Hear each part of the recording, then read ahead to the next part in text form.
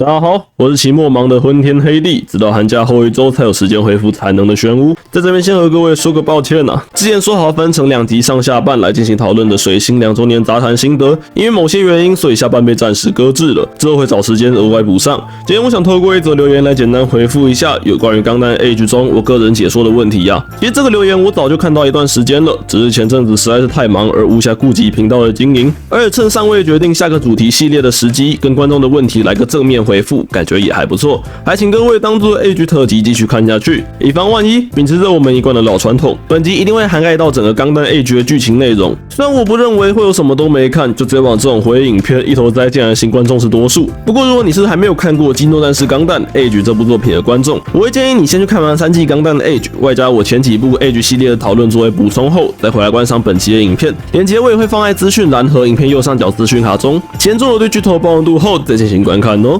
那么就开始吧。那么这部影片的起因就是因为这则留言 ，Age 政治戏码比水星的魔女强多了。还有为什么不多讲讲高达相关的东西，转而讲老头的感情戏？损了白毛青梅的同时，也贬低了紫毛。看了3遍就这点浅显的感想吗？简单来说就是觉得水星剧情一坨 ，Age 都比它精彩。然而钢弹机体的部分讲得太少，觉得我好像损白毛又贬低紫毛。看了3遍感想就这，大概就是这样。这边我可以拆成3个问题来正面回复。第一是水星和 Age 到底哪一边政治剧情比较优秀？我先说我的评判标准，其实在以前的影片中多少也都有提到过，主要也就那几个原则。一，我基本上不太会去管后续小说和漫画的额外剧情售后，除非是真的必要的背景资讯可能会被我稍微带过以外，大部分的影片内容我都只会以动画版的演出去做讲评，所以其实我也不太确定你跟我说的到底是针对漫画还是小说，或者是什么诸如习得回忆录的部分在做比较。但考量到我早说过以动画版作为评价标准来看，那这边我就默认你说的是动画 BS 动画的部分。那如果你要和我谈谈2边小说的故事比拼，那我也只能说你问错人了，因为2部的小说，一个我没看，一个根本就还在连载。我总不能拿一个我没有完整拜读过的东西，就直接上来向大家大声宣告，这是不是一坨吧？影片中也提到了，我会把大部分的主轴都放在动画里呈现出来的内容，所以接下来的问题就只剩下动画的 Age 和动画的水魔，究竟2边到底谁更优秀？至于动画中的表现，我想应该不用我多说吧。我不否认 Age 2的故事设计，或你也可以说是剧本品质，可能跟水星的剧本有得一拼，这点我没什么意见。毕竟水星第2季就长那个样子，动画对地域冲突省略和加速太多也是事实，这我没啥理由反驳。但如果你要跟我说 Age 1和3在动画中的政治剧情演出强多了，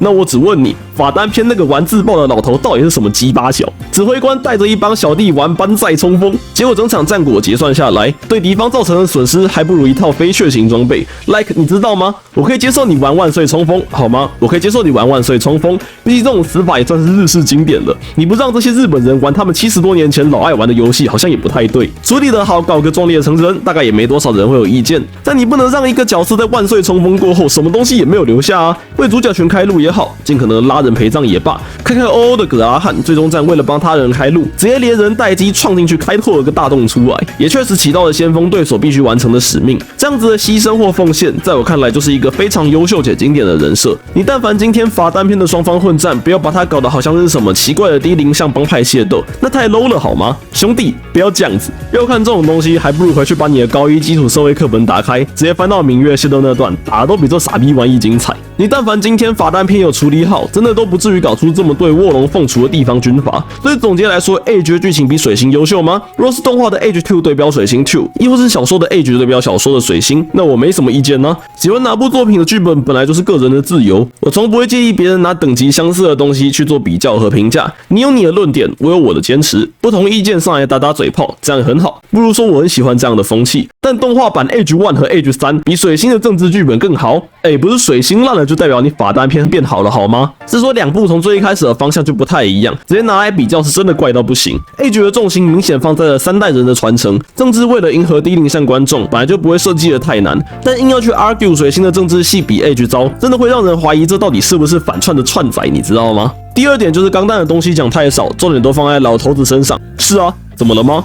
我就问你，重点放在老头子身上，怎么了吗？把重心放在一个横跨3代、50年时间跨度的人物上，在我的眼中看起来是正常不过啦。甚至可以说，要不是因为菲利特，这场100年战争能不能在49话内打完都没个谱嘞。我就这么说啦，作为一个钢弹动画史中历代主角群军阶最高的将领，他在剧中对世界的影响力肯定远远超乎你的想象。当你还在服那该死的4个月草莓兵役时，看到旅长和营长都得乖乖站好了。现实中让肩膀上有星星的官出现在你面前，他真想搞点什么事情的话，你也只有被电到飞起来的份啦。如果现实都尚且如此，那你还会觉得这样一个话剧也 get 兵的角色，不值得我花半部杂谈的时间来浅谈？注意我的用词，浅谈。我甚至还是在没有看过小说的情况下，就可以拆解分析出这么多东西的。那没道理给一个我喜欢而且戏份又重的角色多点戏份，是什么罪大恶极且不可饶恕之事吧？快且照留言的时间来判断，留正言的时间点，我的 Age 系列早就完结至少4个多月有余了。机体设计什么的，后面我也都有持续带到。你总不能要我整部新的杂谈全部都围绕基础、重击和飞雀3种形态在介绍吧？我自己的风格一直都是以人物塑造为主，机体设计为辅的角度在做介绍，两边我都一定会带到自己注意的点，差别只在于分配的比例多寡。如果觉得我这集机体讲太少，后面的系列也还没有看过的话，右上角的资讯栏中也有完整的播放清单，同样欢迎各位客官们别吝啬来赏脸赏脸。要看更深入的机体介绍，我可以做吗？肯定可以，但我有想要将频道风格往这方面带，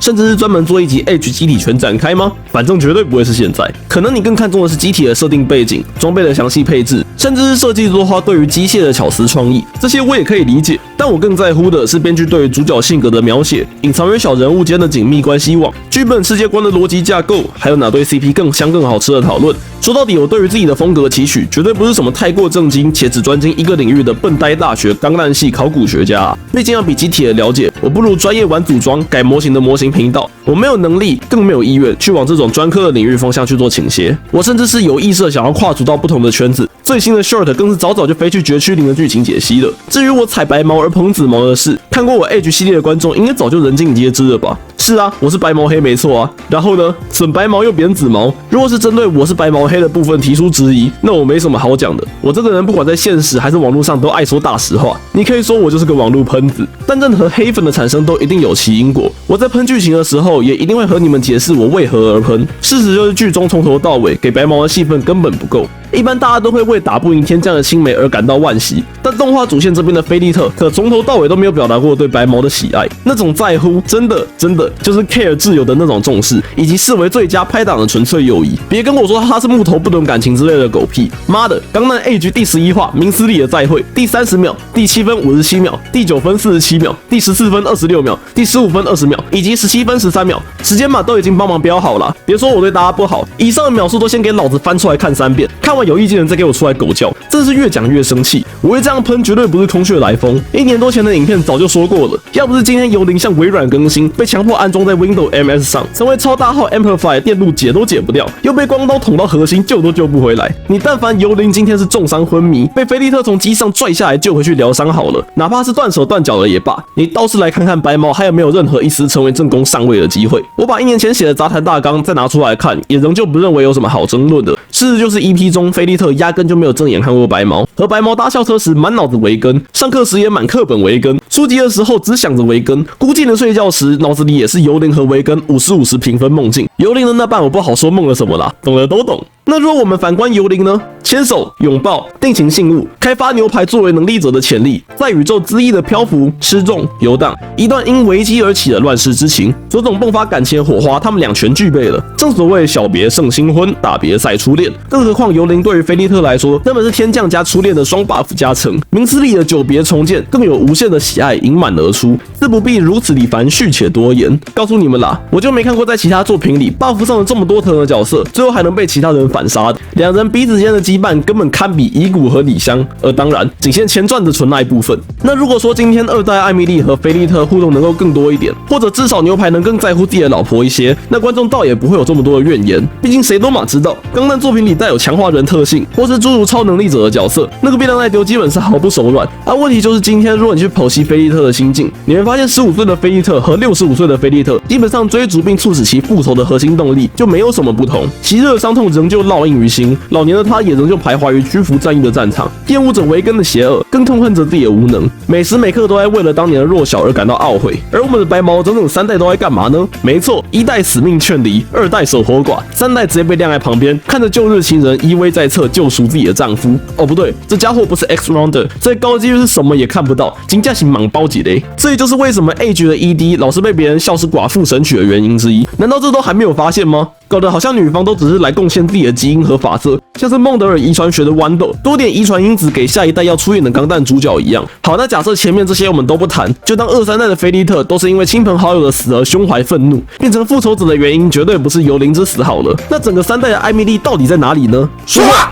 在最终战前，其实一切都还有机会补救，只要多给点相比起时间的磨损与消融，菲利特慢慢更重视自己的妻子和孙子的镜头，透过和奇欧的互动，让众人慢慢地一步步去改变这疯老头的执念，那也不是不行。接着猜猜最终战是谁拉住了想要往维根来发农幼235的老欢颠呢？没错，又是裸聊式的幽灵。我家油宝连死了都能飞起来呀，各位！看到幽灵出现在菲利特精神裸聊室的时候，所有我对于白毛翻转评价的想法瞬间烟消云散。结束了，一切都结束了。这是一个有始有终的故事。一个心碎的男孩花了数十载的时光，为了曾倾尽一切的女孩付出所有。他累了，真的累了。15岁那年能冲冠一怒为红颜，谁都没想到就这么坚守了50多年。为了一个泯灭人性的誓言，劳碌奔波一生，也是时候该放过自己，与真正挂念的对象共赴彼岸了。虽然藏于内心的执念纯粹的如同儿戏，但那又如何？他本来就该与幽灵一同留在过去，死在即将相恋的瞬间，死在了即将迈向幸福的间奏前。稍微儿戏一点也是无妨的吧。